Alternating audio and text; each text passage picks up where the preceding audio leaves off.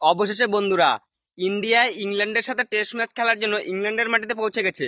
ভারত নতুন ক্যাপ্টেন এবং নতুন একটি টিম নিয়ে ইংল্যান্ডে পৌঁছে গেছে ইংল্যান্ডকে টেস্ট ম্যাচ হারানোর জন্য।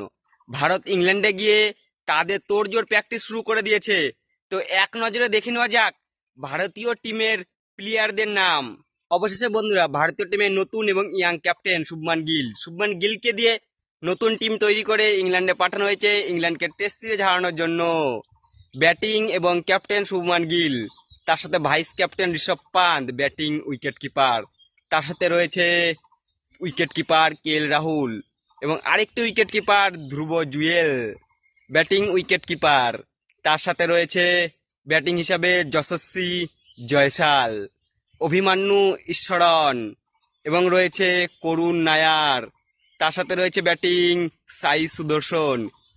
এরা তো ব্যাটিং শক্তিশালী, ভারতীয় ব্যাটিং শক্তিশালীর এই কয়টি স্তম্ভ। তারপরে রয়েছে ভারতীয় দলের অলরাউন্ডার রবীন্দ্র জাদেজা, নীতিশ কুমার রেড্ডি এবং ওয়াশিংটন সুন্দর।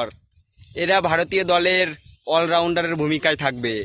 অবশেষে বন্ধুরা, ব্যাটিং শক্তিশালী চলে গেছে, অলরাউন্ডার শক্তিশালী চলে গেছে।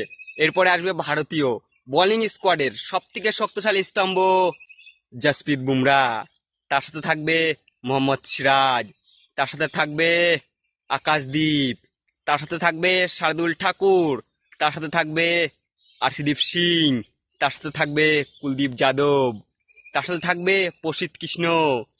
ভারতীয় বোলিং এই শক্তিশালী স্কোয়াড নিয়ে গেছে ইংল্যান্ডের মাটিতে।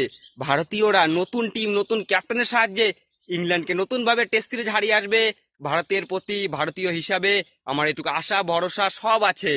আগামী 20 তারিখ থেকে টেস্ট সিরিজের প্রথম ম্যাচ শুরু হবে ভারতীয় সময় বিকেল 3:30 থেকে।